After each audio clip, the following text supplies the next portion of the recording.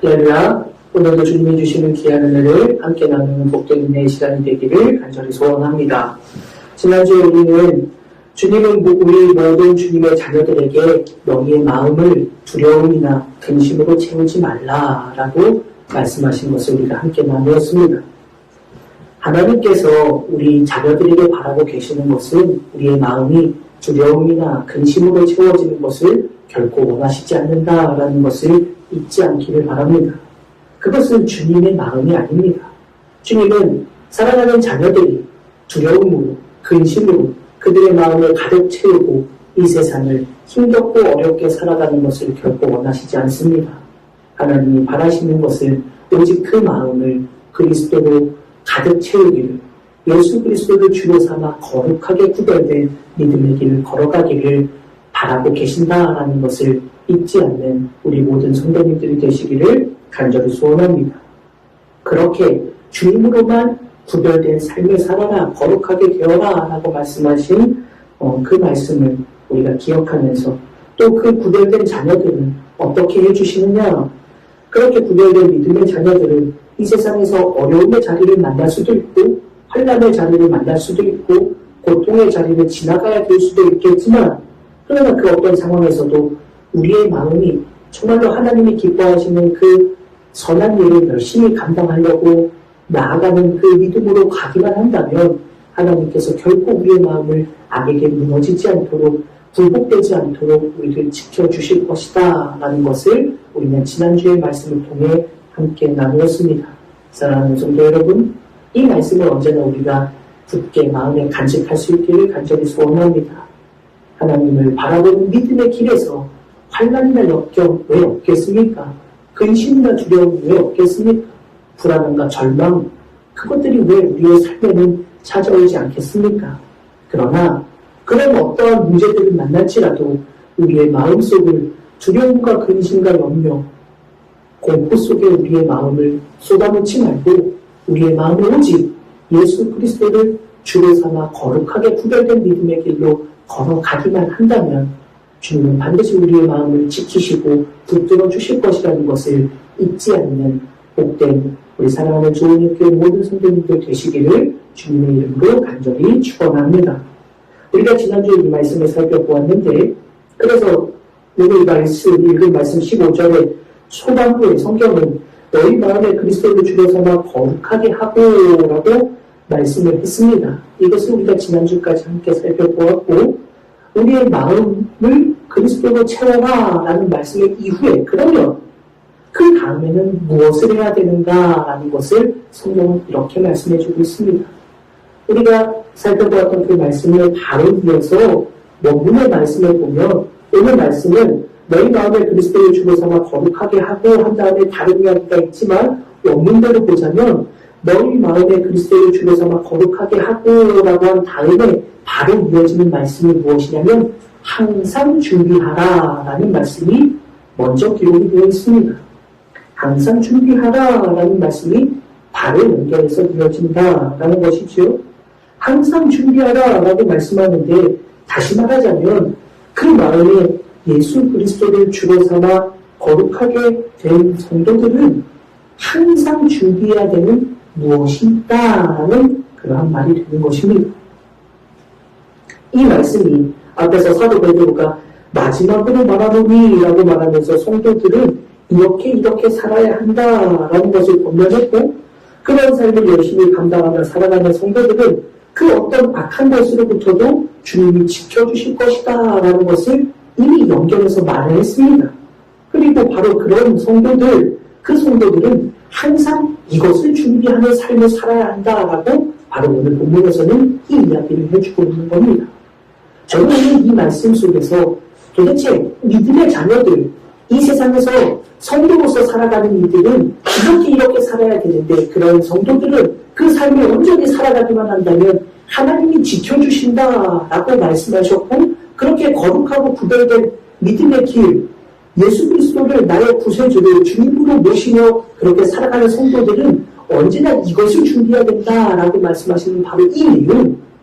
그러니까 이 말씀이 쭉 연결되어서 이렇게 살아라, 그렇게 살면 하나님이 이렇게 너희를 지키실 것이다, 그리고 그렇게 구별된 성도들은 이것을 언제나 준비하는 삶으로 너의 삶을 그렇게 살아가야 한다라고 말씀해 주시는 이 연결선 속에서 도대체 믿음의 자녀들은 무엇을 준비해야 되는가? 그것도 항상 준비해야 되는가? 저는 오늘 이 말씀을 함께 나눠보며 우리의 신앙의 자리를 다시금 돌아보려고 합니다. 항상 여러분 이것을 의미적으로 생각해보면 그런 것이 될 겁니다. 우리의 삶에 항상이라고 한다면 우리의 삶에서는 떠나서는 안 되는 것이라고 우리는 이해해 볼 수 있을 겁니다. 즉 이 준비하라라는 것은 언제나 하고 있어야 된다라는 뜻입니다. 언제나 내 삶에서 떨어질 수 없는 것이 되어야만 한다. 그렇기 때문에 항상이라고 말하고 있는 것입니다.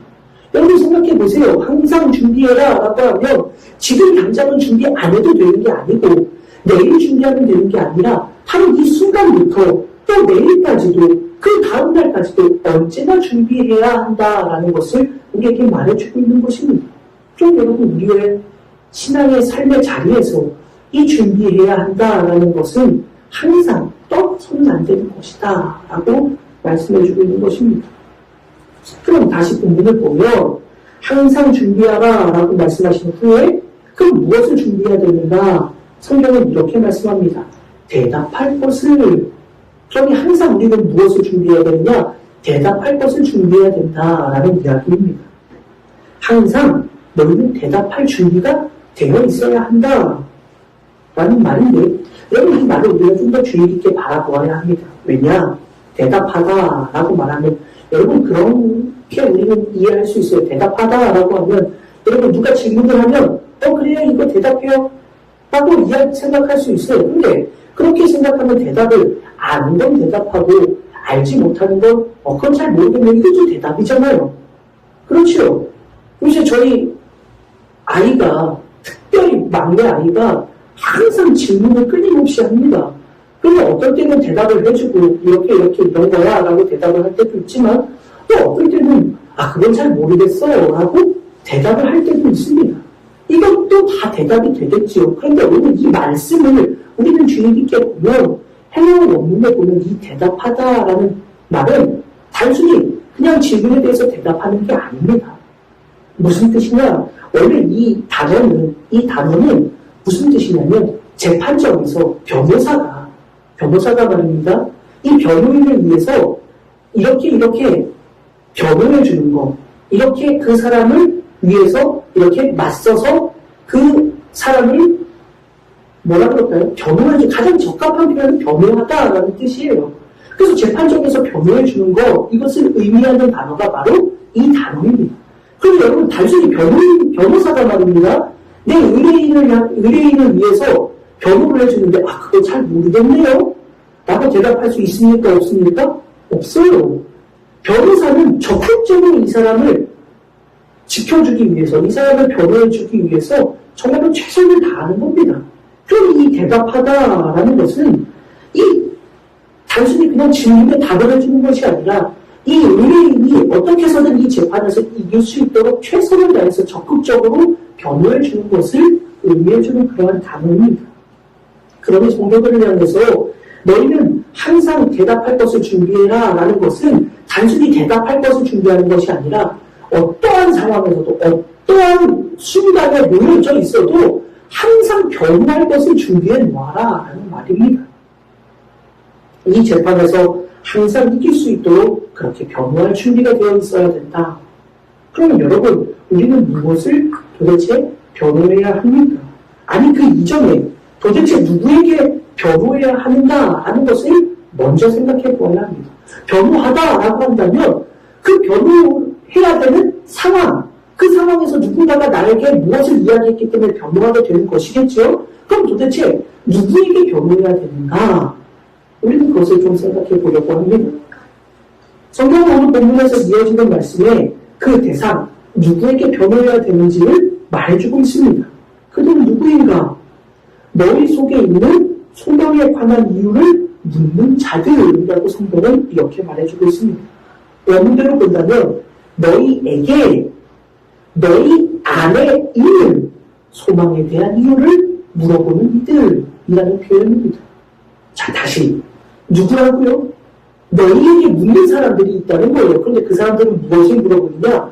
너희에게 묻는데 그 너희 안에 있는 소망에 관한 이유가 도대체 무엇이냐라고 묻는 그러한 이들에게 너희는 변호할 것을 항상 준비해야 된다라는 그러한 이야기입니다.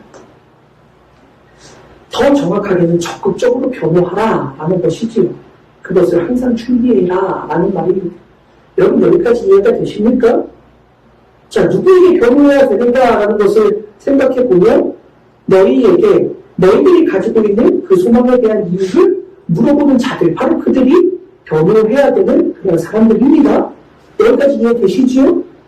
질문이 그럼 이제 대상이 누구인지는 알았습니다. 또 그 질문에 대한 반응도 이렇게 하라라고 말씀해주고 있습니다. 그러면 여러분, 그 질문은 도대체 무엇인가? 우리는 다시 한번 이 질문을 다시 한번 되짚어봐야 합니다. 질문을 하는 사람들이 누군지 알았죠? 그리고 질문에 대해서 우리가 어떻게 반응하라고 했습니까? 변호하는 것을 항상 준비해야 된다. 다 여기까지는 지금 다 이해가 되시죠? 그러면 그 질문이 뭔지를 알아야지 변호할 수 있지 않겠습니까? 그걸 뭔지 알아야 변호할 것을 준비하지 않겠어요? 그러면 그 질문이 무엇인가? 우리는 다시 돌아봐야 합니다.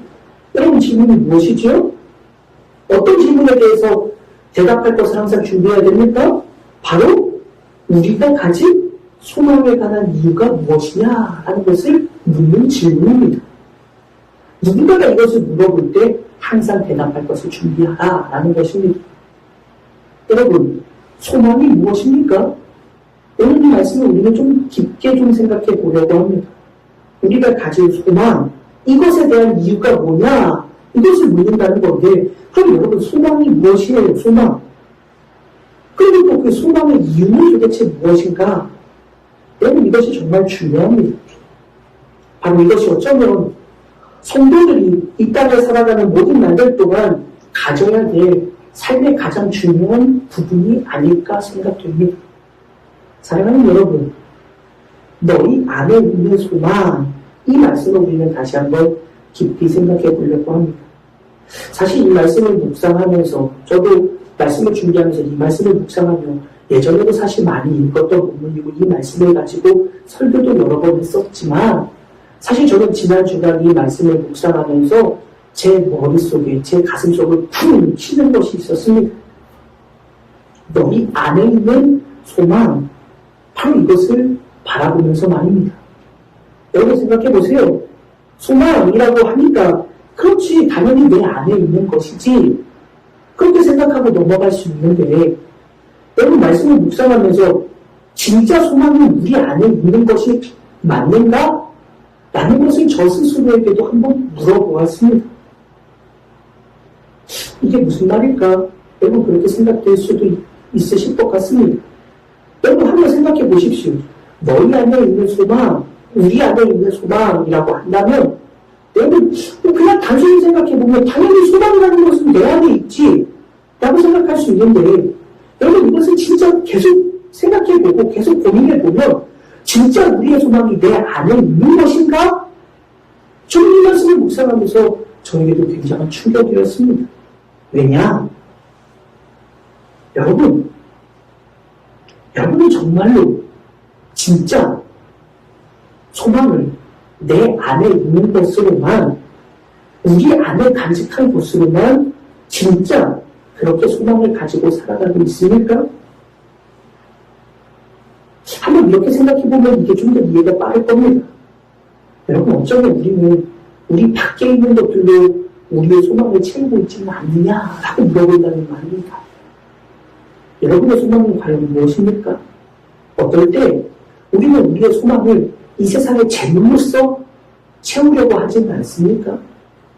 어떨 때 우리는 우리가 간직한 소망을 이 세상의 권력과 이 세상의 명예와 이 세상의 인기와 이 세상에서 가질 수 있는 어떠한 것들로 우리의 소망을 채우고 있지는 않습니까?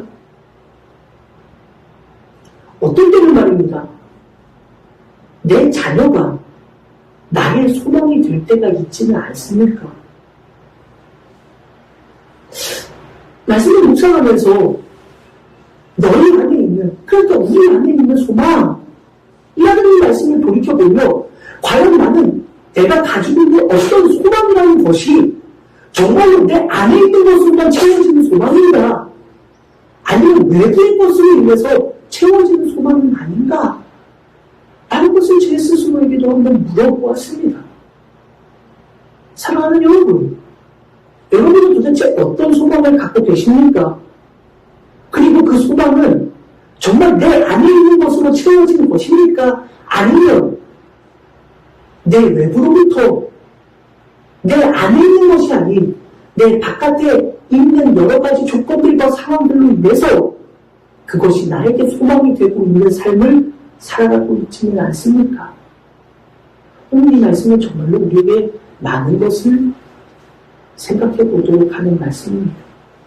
성경은 우리에게 이 말씀, 너희 안에 있는 소망이라는 것을 우리에게 말씀해 주시며 우리의 소망은 도대체 무엇인가 라는 것을 다시금 돌아보도록 우리에게 요청해 주고 있습니다. 사랑하는 여러분, 오늘 우리 스스로 각자에게 물어보더라도 저에게도 스스로 물어보더라도 어떨 때에는 우리가 가지고 있는 소망이라는 것이 사실은 내 안에 있는 것이 아니라 외부의 것들을 가지고 나의 소망을 채우며 살아가는 때가 참으로 많았다라는 것을 우리 스스로 깨닫게 됩니다. 그렇게 세상의 것들, 외부의 것들이 내 안에 찾아와 그것이 나의 소망이 되는 것처럼 그렇게 살아갈 때가 많이 있었다라는 것을 우리는 기억해야 합니다. 그럴 때 있지 않습니까? 강남에 15층짜리 건물을 가지면 그것이 나의 소망이 될 때가 꼭 있지는 않았습니까? 세상의 높은 위치가 나의 소망이 될 때가 있지는 않았습니까? 세상의 명예의 자리에 우뚝 솟아 있는 것이 나의 소망이 될 때는 없었습니까? 여러분, 그렇다면 그것은 내 안에 있는 소망이 될 수 없을 겁니다. 그런데 여러분, 여기까지만 해도 참 중요하고 참 우리에게 마음의 충격을 가져다 주는 그런 이야기가 될 수 있는데 여러분, 더 큰 문제가 있습니다. 무엇이냐? 바로 너희 안에 있는 그 소망, 여러분, 너희 안에 있는 그 소망에 대해서 여러분, 그것도 지금 우리가 그렇지 못할 때가 있었구나라는 것을 지금 마음이 했었는데 여러분, 더 충격적인 문제는요, 너희 안에 있는 그 소망, 그것에 대한 이유가 무엇이냐라는 것을 여러분, 여기가 중요해요. 물어보는 이들이 있다라는 것입니다. 중요합니다. 너희가 가지고 있는 소망이 도대체 뭐야? 라고 묻는 이들이 있다, 없다? 있다. 그렇기 때문에 너희들은 항상 그들에게 그 소망에 관한 이유에 대해서 변호해야 한다. 그것을 항상 준비해야 된다. 그것이 성도의 삶이다라고 지금 오늘 본부가 그렇게 얘기해주고 있는 겁니다. 그런데 여러분, 우리가 가지고 있는 소망이 도대체 뭐냐? 그 소망은 무엇 때문에 그 소망을 가지게 되었는지 그 이유가 무엇이냐라고 물어보는 이들이 있기 때문에 여러분, 더 큰 문제라는 것입니다. 자, 왜 그럴까요? 당신 안에 가지고 있는 그 소망은 도대체 무엇이고 그 소망을 도대체 어떻게 가지게 되었습니까? 그 이유는 무엇입니까? 라고 물어보는 이들이 있다. 여기에 두 가지 문제점이 있습니다. 하나는 그 소망은 내 안의 소망, 아까도 말했듯이 내 안에 있는 소망이라는 것이고, 또 하나는 그 소망에 대한 이유를 묻는다라는 것이었다라고 지금 말씀을 드렸어요. 이 두 가지가 문제예요. 자, 첫 번째 문제점에 대해서는 그 소망은 외부의 것으로 되는 소망이 아니다라는 것을 제가 지금 말씀드렸습니다. 내 안에 있는 것이어야 되는데 그 소망은 도대체 무엇이냐라는 것, 외부에 있는 것이 나의 안에 있는 소망이 되지 못한다라는 것을 말씀을 드렸어요. 그런데 여러분, 이 문제 속에서 그러면 도대체 외부의 것이 나의 소망이 아니라라고 한다면 도대체 내 안에 있는 소망은 무엇이냐? 자, 이것을 우리가 생각해 보아야 합니다. 여러분, 그런데 도대체 외부의 것으로 인해서 내 안에 소망이 채워지지 못한다면 도대체 도대체 내 안에 소망은 무엇이 될 수 있느냐? 난감하죠. 그럼 도대체 우리가 가진 소망이라는 게 무엇이야? 물어볼 수도 있을 겁니다. 그런데 성경은 우리에게 이것에 대해서 명확하게 이야기해 주고 있습니다. 우리가 함께 나눴던 베드로전서 1장에서 성경은 우리에게 하나님을 믿는 자들은 누구인가? 너희의 믿음과 소망이 하나님께 있게 된 자, 그들이 하나님을 믿는 자들이다 라고 성경은 우리에게 말해준 바가 있습니다. 즉 우리의 믿음과 소망을 오직 하나님께만 내어놓은 자들, 바로 그들이 믿음을 가지고 살아가는 성도들이다 라고 사도 베드로는 그렇게 성도들을 향해 말한 바가 있습니다. 그렇습니다. 그러기에 우리의 소망은 세상의 것이 되어서는 안 된다라는 말입니다.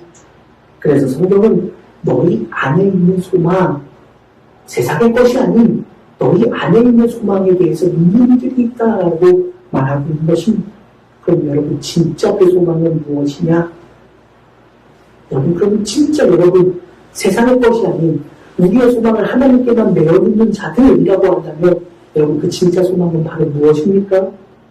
바로 우리 안에 계신 예수 그리스도를 통해 얻게 되는 소망이라는 것입니다. 그래서 사도 베드로는 베드로전서 1장 3절에서 우리에게 이미 이렇게 말한 바가 있습니다. 우리 주 예수 그리스도의 아버지 하나님을 찬송하리로다. 그의 많으신 긍휼대로 예수 그리스도를 죽은 자 가운데서 부활하게 하심으로 말미암아 우리를 거듭나게 하사, 그 다음에 중요합니다. 산 소망이 있게 하시며라고 성경은 우리에게 분명히 말한 바가 있습니다. 그렇습니다. 사랑하는 성도 여러분, 오늘 우리는 이 말씀을 통해 확실히 깨달아야 합니다. 여러분이 가지고 계신 소망은 과연 무엇입니까? 우리 안에 도대체 어떤 소망을 가지고 살아가고 계십니까? 그리고 그 소망은, 성경에서 말하는 소망은 너희 안에 있는, 외부로부터 온 것이 아니라 너희 진짜 안에 있는 그 소망에 대해서 말하고 있는데, 여러분 진짜 그 소망은 무엇이냐? 성경은 우리에게 예수 그리스도를 통해서 얻게 된 살아있는 소망, 바로 그것이 너희 안에 있다라고 우리에게 말씀해주고 있습니다. 그러니 사랑하는 성도 여러분, 여기서 말하는 진짜 우리가 가지고 있는 진짜 그 소망은 무엇이냐? 예수 그리스도를 통해서 우리에게 오늘 지금도 살아있는 소망이 되는 바로 그거, 우리가 함께 나누었던 것입니다. 바로 무엇입니까? 예수 그리스도를 통한 구원의 소망이라는 것을 우리에게 말씀해 주고 있는 것이고, 바로 그것을 묻는 이들이 있다라는 것입니다. 사랑하는 여러분, 세상의 사람들이 우리를 향해서 당신의 소망은 무엇이냐라고 물을 때 당신이 얼마나 많은 재산을 가져야 소망이 있습니까? 라는 것을 물어보는 것이 아닙니다. 당신이 얼마나 많은 권력을 가지고 쥐고 있어서 그것이 당신의 소망이 되고 있습니까? 라는 것을 물어보는 것이 아닙니다. 그들이 묻는 것은 무엇이냐? 당신 안에 있는 그 소망, 바로 그 구원의 소망이 무엇입니까? 라고 믿음의 자녀들에게 묻고 있다라는 것입니다. 그럼 여러분, 세상 사람들이 우리에게 묻고 있다라는 것을 우리는 기억해야 한다. 바로 그것이 두 번째 문제라는 것입니다. 여러분, 우리는 정말로 우리가 간직하고 있는 소망은 구원의 소망이냐라는 것을 우리는 스스로에게 다시금 돌이켜보아야 됩니다. 지금 이 말은 무엇이냐? 믿음의 길을 걸어가는데 말입니다. 믿음의 길의 마지막, 우리가 말씀을 나눈 것처럼 믿음의 결국은 영혼의 구원에 있다라고 성경은 말씀해주고 있는데, 믿음의 결국이라는 것은 믿음의 마지막 장면, 믿음의 목적 달성이라고 또 말씀을 드렸는데, 믿음의 마지막 순간, 믿음의 목적을 달성하는 것은 영혼의 구원에 있다라고 성경은 우리에게 말해주고 있는데, 사랑하는 여러분, 믿음의 길을 걸어가는 우리에게도 정말 그러느냐? 우리에게 스스로 물어봐야 합니다. 믿음의 길을 걸어가면서도 말입니다. 여러분, 어떤 때는 우리의 소망이 영혼의 구원에 있는 것이 아니라 이 세상의 성공과 이 세상의 출세와 이 세상의 권력을 잡는 것에 우리의 소망을 놓아줄 때가 있다라는 것을 우리는 우리 스스로의 모습을 통해 알 수가 있습니다. 믿음의 길을 걸으면서도요, 신앙의 자리에서 살아가면서도 말입니다. 평생 주님의 자녀로, 주님의 제자로 살겠다고 하면서도 말입니다. 이 세상에서의 성공이 우리의 최우선 과제인 것처럼 살아갈 때가 얼마나 많습니까? 전에도 언제 한번 이야기했던 적이 있었는데, 이름만 보면 알만한 굵직한 교회입니다. 그 교회에 예전, 지금은 은퇴하셨지만 예전 목사님은 전 세계 기독교, 이렇게만 하면 다 아실 만한 분들, 세계 기독교 연합회 회장까지 했던 그런 목사님이 신우하던 교회, 제가 사모님과 함께, 우리 아이들과 함께 개척하기 전에 주변 교회들을 리서치할 때 그 교회에 가서 한번 예배를 드렸던 적이 있었습니다. 전에도 한번 말씀을 드렸었는데, 그래요. 예배를 드리는데 목사님 설교하기 전에 그런 인사를 해요. 여러분, 뭐 주님의 이름으로 사랑합니다. 뭐 이런 인사를 할 수도 있고, 우리가 주님의 은혜가 충만하시기를 바랍니다. 뭐 이렇게 인사할 수도 있는데, 뭐 형제자매님, 뭐 주님 안에서 사랑합니다. 뭐 이렇게 인사할 수도 있는데, 그 목사님이 주변 사람들과 인사하라고 그래요. 그래서 인사하는데 뭐라고 인사하느냐? 여러분 옆에 분들과 인사하세요. 부자 되세요. 이렇게 인사를 하라고 하더라고요. 그들이 그거 한 번으로도 만족을 못했는지 다시 한번 화나게 웃으면서 부자 되세요. 이렇게 인사를 하는 거예요. 여러분, 세계 굴지의 교회라고 할 수 있을 만한 그런 교회에서 주일 오전에 하나님의 말씀을 전하는 그곳에서 성도들끼리 함께 인사하는 것에 그들의 마음은 부자 되는 것에 놓여있는 그러한 신앙의 자리도 있을 수 있다라는 것입니다. 우리의 소망이, 우리 안에 있는 소망이, 여러분, 우리의 소망이 주님으로 인해 살아있는 소망, 우리의 영혼의 구원을 받는 것에 우리의 진짜 소망이 있는 것이 아니라 어떨 때는 우리의 소망이 말입니다. 예수 믿어서 성공하는 것에, 예수 믿어서 건강한 것에, 예수 믿어서 형통한 것에, 예수 믿어서 내 자녀들 잘 되는 것에, 예수 믿어서 내가 이 세상에서 이룬다는 것에 그렇게 우리의 소망을 놓아둘 때가 있다라는 거. 여러분, 우리를 기억해야 하나? 사랑하는 여러분, 우리의 소망이 그런 썩어질 것들에 빠져있지 않기를 주님의 이름으로 간절히 축원합니다. 여러분 안에 있는 소망은 그러한 것들로 채워지지 않기를 간절히 소원합니다. 우리 안에 있는 소망은 오직 예수 그리스도를 통한 영혼의 구원에 그 살아있는 소망이 놓여져 있기를 주님의 이름으로 간절히 축원합니다. 두 번째 문제는 아까도 말씀드렸듯이 바로 그것을 묻는 사람들이 있다라는 것이 두 번째 문제라고 말씀드렸습니다. 여러분, 이것도 단순하게 생각해 볼 게 아니에요. 왜냐? 바로 지금 이들은 우리 안에 있는 소망에 관한 것을, 그 이유를 주목해서 물어보고 있다. 다시 말하자면 그 이유가 도대체 뭡니까? 라고 물어본다라는 것은 우리가 가지고 있는 소망이 무엇인가를 정확하게 어떻게 하고 있다는 겁니까? 보고 있다라는 것입니다. 그래요. 세상 사람들이 우리 안에 있는 소망이 무엇인지를 명확하게 보고 있다라는 것은 우리 믿음의 자녀들에게 중요한 의미로 다가옵니다. 여러분, 우리 안에 있는 소망에 대해서 지금 세상 사람들도 주목하고 있다. 여러분, 잊지 말아야 합니다. 세상의 사람들이, 성도들이 가지고 있는 소망이 무엇인가를 보고 있다라는 것입니다. 저도 이 말씀을 보면 다시 한번 돌아보게 되었습니다. 여러분, 단순히 이것을 삐딱하게 세상 사람들이 성도들을 삐딱하게 보고 있다라고 생각할 것이 아닙니다. 왜냐하면 그들은 성도들이 소망을 가지고 있음을 보고 있고 그 소망의 이유가 무엇인지도 궁금해하고 있기 때문이다라는 것입니다. 그런데 지금 우리는 그들이 보고 있는 것이 부정적인 것이 아니라 진짜 그들이 도대체 저들은 무엇으로 저 소망을 가지고 있는가에 관심을 가지고 있다라는 것에 우리는 주목해 보아야 합니다. 그러면 여러분, 우리는 이 말씀을 보며 다시 한번 생각해 보아야 합니다. 도대체 그들이 주목해 보고 있는 내 모습은 현재 어떠한가?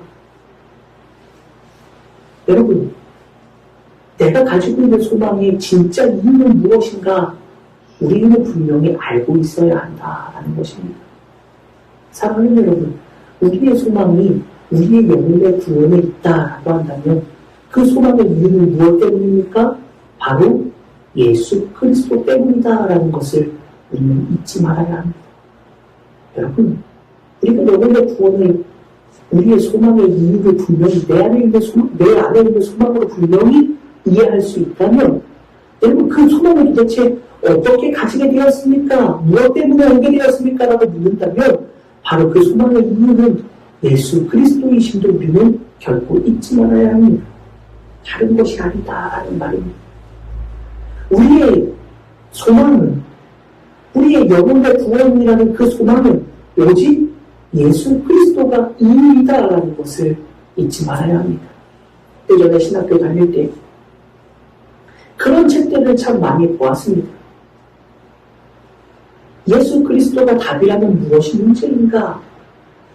뭐 이런 종류의 그런 예수 그리스도가 우리의 신앙의 중심이 아니다라는 것을 비판적으로 말하는 그런 책들을 저는 많이 보았던 기억이 있습니다. 그러면 여러분, 잊지 마십시오. 오직 우리의 구원의 이유는 예수 그리스도 한 분이라는 것을 잊지 않는 믿음의 자녀들이 되시기를 바랍니다. 어떤 철학적인 사조로 우리의 믿음을 흔들려고 하여도, 어떤 세상의 다양한 그러한 지식이나 그런 학문적인 결과들로 우리의 믿음이 잘못되었어요 라고 말하는 수많은 문제들과 수많은 공격들 앞에 우리가 놓여있다 할지라도 우리의 소망의 이유는 오직 예수 그리스도 한 분이시다라는 것을 잊지 않는 복된 주님의 자녀들이 되시기를 간절히 소원합니다. 사랑하는 여러분, 우리 스스로 그것을 흔들리지 말아야 합니다. 우리의 소망의 이유가 무엇입니까? 라고 묻는 그들을 향해서 우리의 소망의 이유는 오직 예수 그리스도 한 분입니다 라고 분명히 고백할 수 있는 우리 믿음의 자녀들이 될 수 있기를 간절히 소원합니다. 그래요. 오늘 이 짧은 한 절의 말씀이지만 우리에게 아주 중요한 두 가지를 우리는 분명히 깨닫게 합니다. 사랑하는 여러분, 저도 그렇고 우리 성도님들도 그렇고 저는 우리 교회 모든 성도님들, 우리 교회 성도님들뿐만이 아니라 모든 믿음의 자녀들이 오직 우리 안에 있는 소망은 오직 영혼의 구원에 있다라는 믿음의 고백을 할 수 있는 복된 주님의 자녀들이 될 수 있기를 간절히 소원합니다. 세상의 것으로 우리의 소망을 채우지 않기를 간절히 바랍니다. 세상에 덧없는 것으로 우리의 소망을 그것에 메어놓지 않고 오직 하나님께만 우리의 소망을 메어두어서 영혼의 구원에 우리의 믿음의 마지막 목적을, 믿음의 결국을, 믿음의 마지막 장면을 놓아두는 복된 주님의 자녀들이 되시기를 간절히 소원합니다. 그리고 그 영혼의 구원은 오직 예수 그리스도 한 분으로 인해서만 우리에게 이루어졌습니다 라고 그 소망의 이유를 분명히 고백할 수 있는 어떠한 자리에서도, 어떠한 상황에서도 그 어떤 누군가가 우리에게 어느 순간 갑자기 물어보더라도 우리가 가지고 있는 소망은 우리의 영혼의 구원이고 그 소망의 이유는 오직 예수 그리스도이심을 언제든지 고백할 수 있는, 언제든지 그 누구에게라도 변호할 수 있는 복된 주님의 자녀들이 되시기를 주님의 이름으로 간절히 축원합니다. 사랑하는 여러분, 말씀을 정리하겠습니다. 믿음의 길을 걸어가면서도 우리의 소망을 다른 것에 빼앗길 때가 너무나도 많습니다. 저도 그렇습니다. 이것을 채우면 정말 좋겠다라고 말하는 것들이 참 많이 있는 것 같습니다. 그러나 우리 안에 있는 소망은 다른 어떠한 것이 되어서는 안 된다라는 것 잊지 않는 우리 모두가 되기를 바랍니다.